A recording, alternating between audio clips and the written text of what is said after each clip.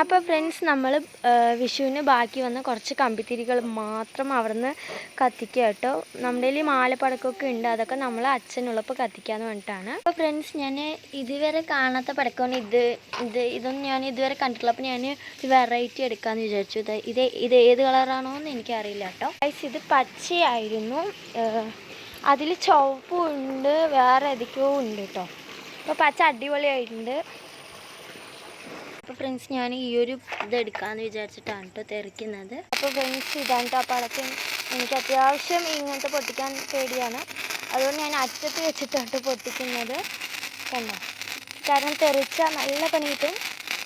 അതുകൊണ്ട് ഞാൻ ഇവിടെ നിന്നിട്ട് ഇങ്ങനെയൊക്കെയാണ് കേട്ടോ എടുക്കുന്നത്. അപ്പോൾ ഫ്രണ്ട്സ് ഞാൻ റെഡ് എടുത്തു കേട്ടോ.